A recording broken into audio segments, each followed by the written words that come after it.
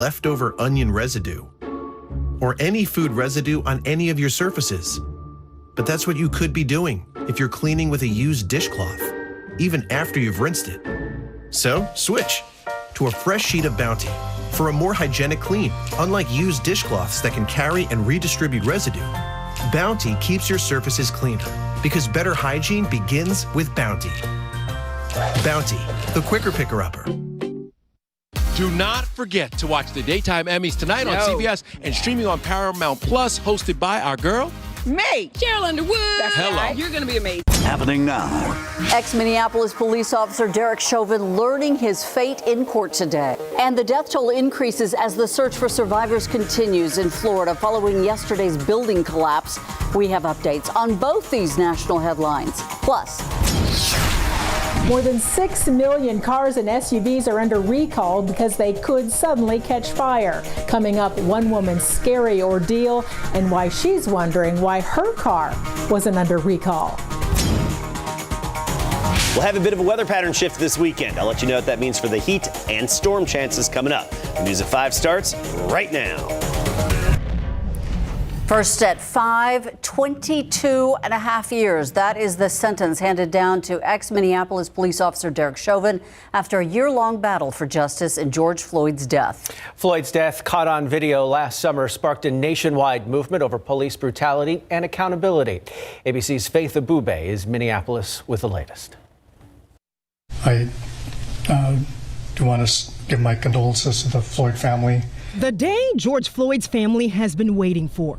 As sentenced for count 1, the court commits you to the custody of the Commissioner of Corrections for a period of 270 months. A moment of accountability. Exactly 13 months to the day a jury says former police officer Derek Chauvin murdered Floyd on the streets of Minneapolis. But a rare moment in court. Chauvin, now only one of 10 police officers in the country, sentenced to prison for murder on the job in the last 16 years.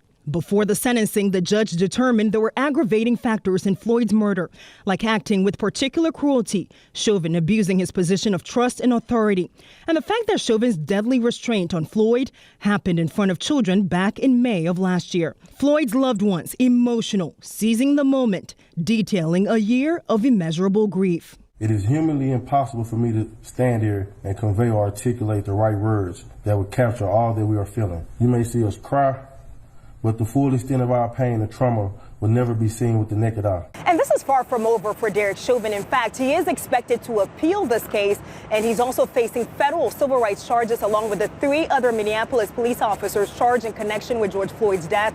Their trial begins early next year. In Minneapolis, Faith Abube, ABC News. Now to the other big national story, the death toll in the condo collapse in Surfside, Florida, now standing at 4. But crews are still tirelessly searching for any survivors. Right now, 159 people are unaccounted for. As ABC's Rena Roy explains, family members are anxiously awaiting for answers as investigators also look into how this could have happened. A race against the clock on day 2 of search and rescue efforts at this beachfront condo building. The death toll and number of missing people still climbing. Families desperate for word on their loved ones. Ubi Curtis says her nephew, his wife, and their 3 small children are nowhere to be found. Everything comes to your mind except positive things. You just believe in God and let God guide you. Emergency crews using heavy-duty equipment, even buckets and their own 2 hands to dig into the stacks of rubble on the hunt for any sign of life. Our hearts are with our first responders who have been going in, desperately seeking people, motivated to find them, hopeful that they will find them, and confident that their efforts will pay off. Overnight, the search mission temporarily paused with bad weather and falling debris. Attention all units on scene. Come in, seek shelter. So many now wondering what went wrong. We need a definitive explanation for how this could have happened. And that's an explanation that needs to be an accurate explanation. But at the same time, I do think it's important that it's timely. Investigators looking at all possible causes, including any construction at the building or nearby, potential structural issues or damage, foundational problems, and weather. Weather is just one of many, many factors that have to be considered. More severe weather is in the forecast today, so crews will continue facing some pretty difficult conditions. President Biden sending in help from FEMA with this area under a state of emergency. Rena Roy, ABC News, Surfside, Florida. Taking a look now at stories making headlines here at home. A Bexar County grand jury handing down several indictments this week, including a murder charge against Kevin Perez.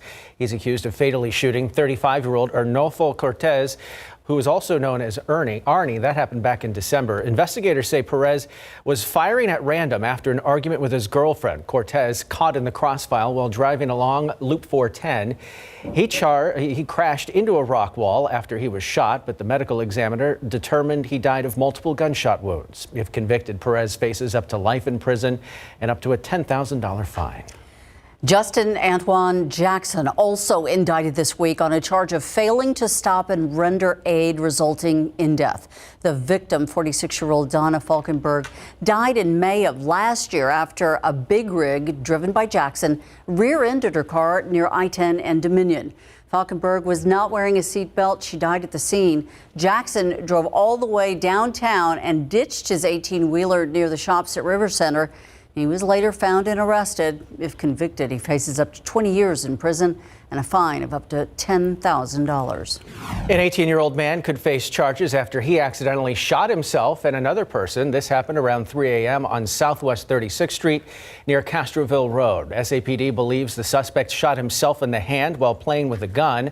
The bullet went through his hand and into the stomach of a man sitting next to him. That person was taken to the hospital in critical condition. The suspect tried driving himself to a hospital, but ended up pulling over and calling 911. Vice President Kamala Harris in El Paso today, marking her first trip to the U.S.-Mexico border since she took office. The VP spent 4 hours touring a Border Patrol processing center and speaking with organizations, unaccompanied minors, and people in the community there. She says today's trip was a reminder of why people flee their home countries and immigration issues need to be addressed with a sense of humanity. Harris has been charged with leading efforts to stem the flow of migration from Central America through Mexico. 2 Northside councilmen pushing for tax relief for homeowners, but it looks like this is going to be a no-go this year. During a budget goal-setting session today, District 9's John Courage and District 10's Clayton Perry advocated for their plan to reduce how much you're paying the city in property tax. Garrett Berger tells us their colleagues were skeptical about the actual impact. People know their property values are going up and they want tax relief. For Councilmen John Courage and Clayton Perry, that relief could be in the form of bumping the city's homestead exemption up to 5%. A homestead exemption reduces the taxable value of the home you live in. Lower value means a lower tax bill. And though the city's current exemption is just a nominal amount, just a fraction of a percent, it still triggers a minimum amount of savings. So going to 5%, city staff say, would only save the average homeowner about $27 a year. Given that the savings would mean $7.3 million less for the budget, there would be a trade-off. The mayor opened our meeting today noting that every dollar spent on one issue is a dollar denied to another. A trade-off that other council members did not seem keen to make. But looking at the impacts that it would have on our social services, our ability to provide for the working class people that it's supposed to provide for, I don't think in good conscience, knowing this, receiving this, that I can yet be supportive. But Perry says the goal isn't to stop at 5%, it's to keep raising the exemption to the maximum 20%. And he thinks the city could take the lead on getting other taxing entities, like school districts, to provide exemptions on what you owe them as well. If you combine that with other homestead exemptions from these other taxing entities, that would be very, very meaningful to homeowners here. And whether it happens this year or not, Perry and Courage plan to keep pushing. Garrett Berger, KSAT 12 News. Temperatures outside today, a lot like the past couple of days. Warren's back here in Del Rio, 99, 93 Rock Springs, 93 in Floresville, along with Divine, and 93 in Windcrest. It's a popular number. New Braunfels, meanwhile, at 94 degrees. So this evening, same old, same old. Warm, muggy, temperatures gradually falling through the 80s. 10 o'clock still in the low 80s. You'll notice the humidity, then increasing clouds tonight. Some changes come as we get into the weekend as rain chances return. We're going to talk about that and a stretch of rain chances coming up in a minute. First, if you're heading to the bays this weekend, maybe doing some fishing, choppy for sure on Saturday with a gusty wind. Sunday, not quite as choppy. but a 40% chance of some showers and thunderstorms, highs right near 90. We'll talk more about that stretch of rain chances and your detailed weekend forecast coming up, Tim. Thank you, Adam. Work continues this weekend on I-10 in Brittany. That is despite a hiccup in the construction plans. Our Samuel King joins us now with an update. So, Samuel, birds are holding things up there? That's right, Ursula and Tim. We're learning that swift swallows, say that 3 times fast, have nestled under the Main Street Bridge, and they're Adam's trying over there, and they're waiting for those migratory birds to move on. Crews plan to tear down the Main Street Bridge in Brittany as part of a major project in I-10 in Kendall County, reconfiguring those frontage roads and revamping interchanges. The plans to demolish that bridge you see there were delayed twice by weather, and then the birds decided to come calling. TxDOT is hopeful they will move on in the coming weeks, and then a new date for the bridge demolition will be set. TxDOT insists the overall project is not being delayed by that setback. As for other construction work, let's take a look here as we go over to the wall. The intersection of Alamo Ranch Parkway and Westwood Loop is going to be closed through the weekend, beginning at 10 o'clock tonight. There's going to be more bridge work on Loop 410 between Military and Marbach, and also work resuming on Sunday here on 1604 and I-10, that project Northwest side. Again, that resumes Sunday night. Back over to you. Thank you, Samuel.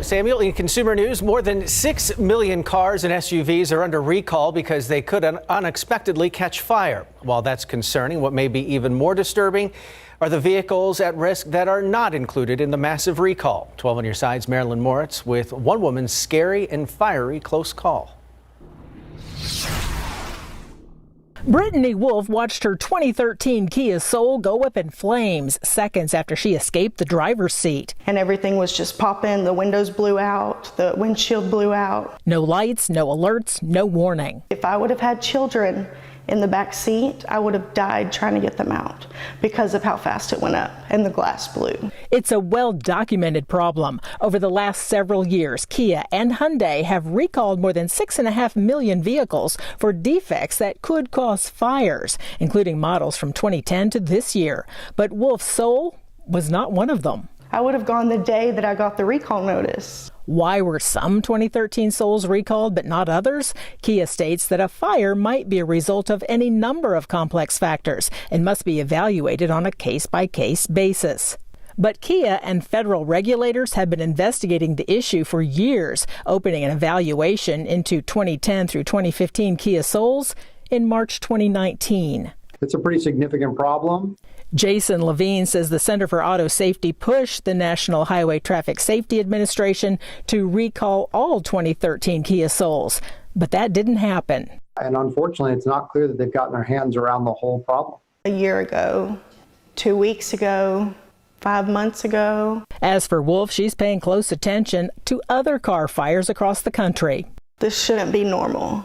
This is not supposed to happen. This isn't okay. On our website, we have a list of all of the models included in this recall of cars that have a fire risk. We also have a link so you can check for any open recalls on your car. Marilyn Moritz, KSAT 12 News. Do you have young kids at home? If you're returning to the office soon, you might be considering leaving them home alone for the summer. But when's the right age to do it? A few things that can help you determine whether your kid is ready next.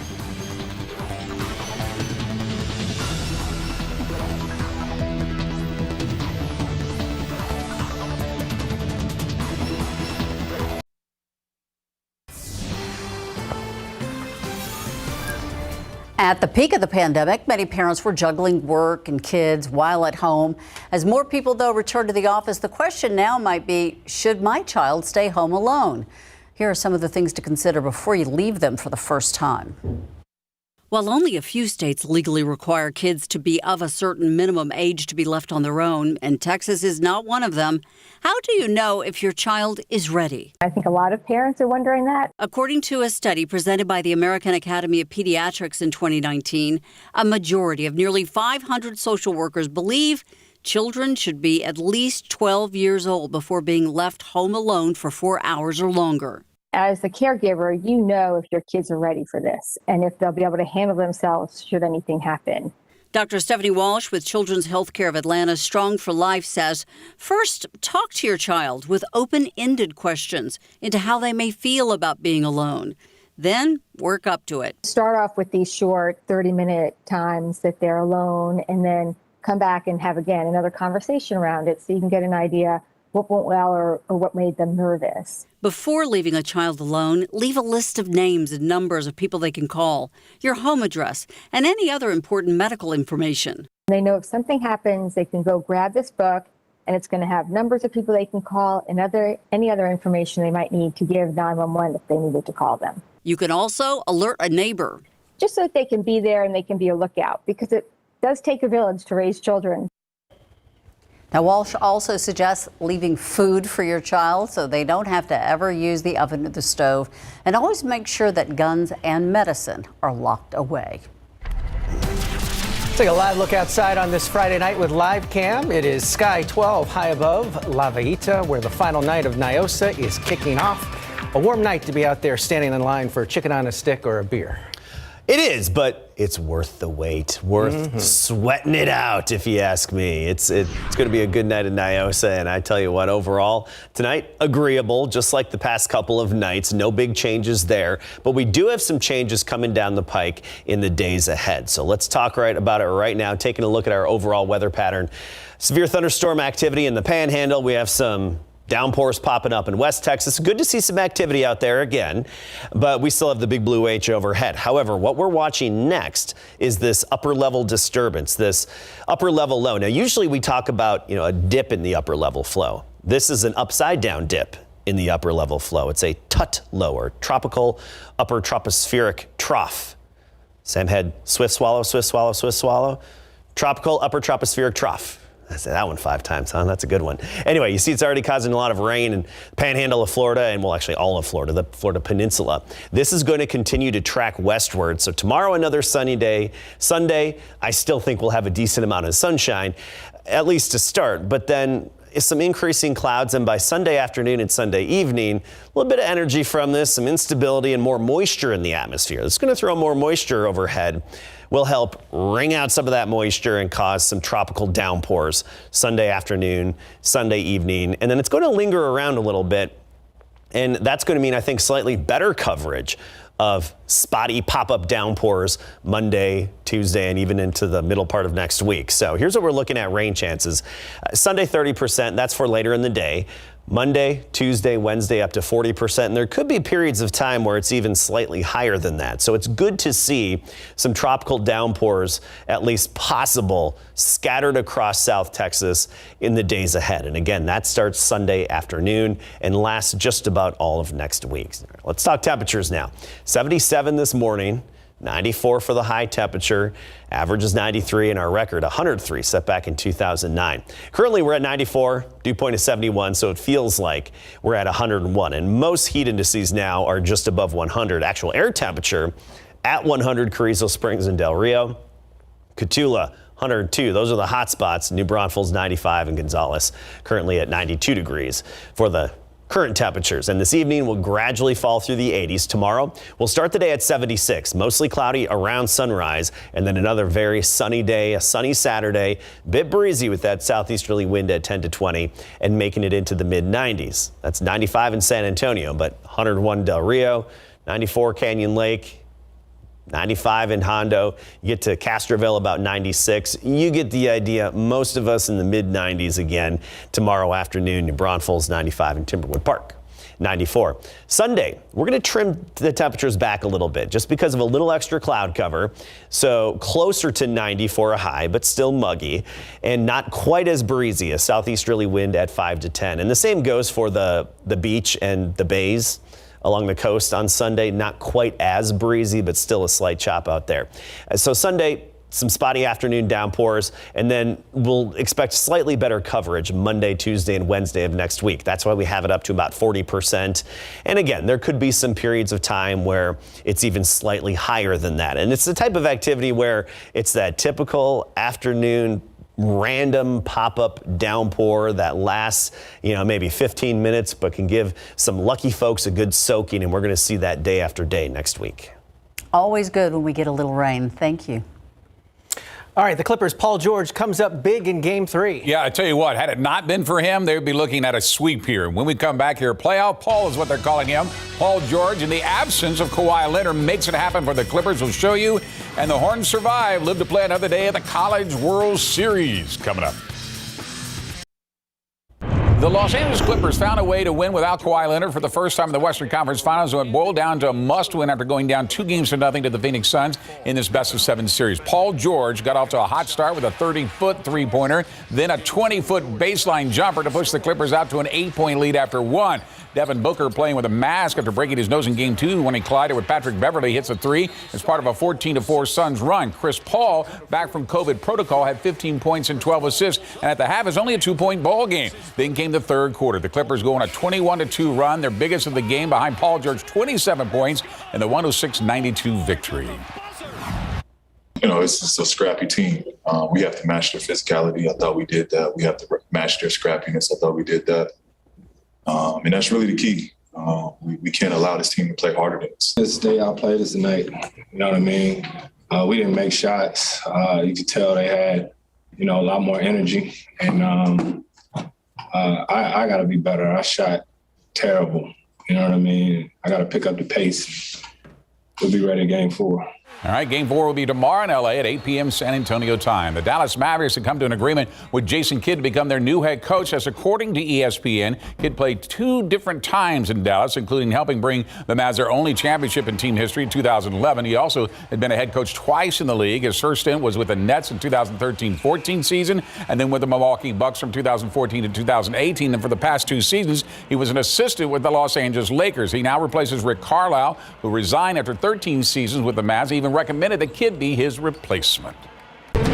After nearly a 4-hour rain delay, the Texas Longhorns lived to play another day of the College World Series in Omaha. That's after they eliminated Virginia last night to set up a rematch with Mississippi State. The Horns got off to a great start behind the bat of Doug Hodo in the second inning when they delivered this one-out RBI single to left to score Ivan Melendez.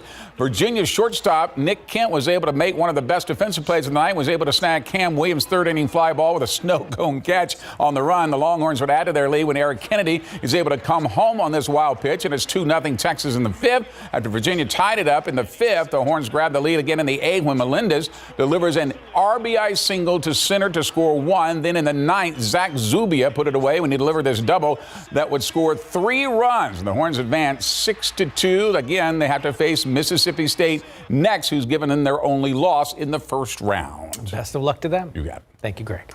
We'll be right back. Okay, before we go, I have some major delays on Loop 410 westbound in the Crossroads area. It'll take you about 21 minutes to get from 281 to I-10. So if you know someone who needs to head on 281 or if you're planning to head out, take some extra time. Also, this incident on the south side, this is Loop 410 at Morrison. Crews working to clean up a crash there. Tim and Ursula. Thanks, Samuel. And thank you for watching the News at 5 with us. World News is next. We'll see you back here for more local news at 6.